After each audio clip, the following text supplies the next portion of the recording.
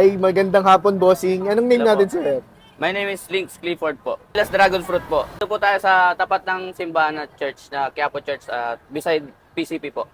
Ano yung bago natin, sir? Diyan. Ito po, meron po tayong Dragon Fruit Slurpee po. Slurpee. Po. Ano pa yung mga flavor niyan, sir? Bukod Meron sa po dragon tayong fruit. Dragon Fruit, mangga at avocado po. Magkano mga price range yan, sir?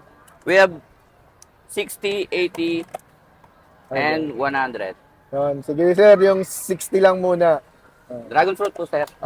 Siyempre yung tumatak sa inyo. Grabe. Ito na yun, sir. Yes po.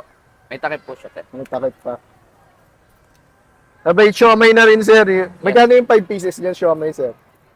May promo tayong pag bumili ka po ng 5 pieces na siomay po, may libre ka na pong pastel rice, sir. Sige, sir. Yan. Ito po. Magkano naman yan, sir?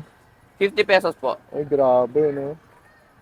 Meron po tayong pork with cheese and pork po. Anong oras kayo nag-open dito, sir? Open na po tayo ng 8 a.m. po 8 a.m. hanggang 10 p.m. ng gabi po. Araw-araw naman po. Yes po. Pangilang branch na ito ni Ali Sheila? Pangalawa po. Pangalawa, yan. Ito po, sir.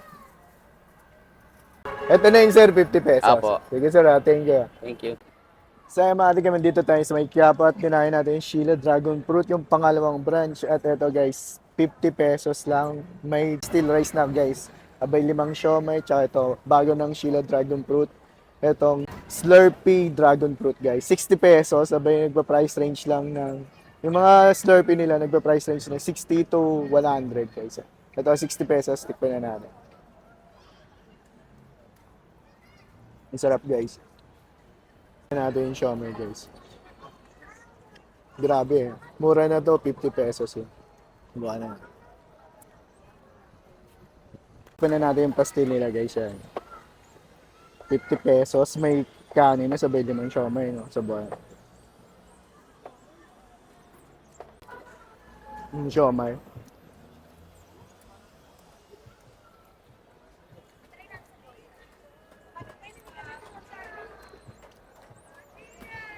Ito pa.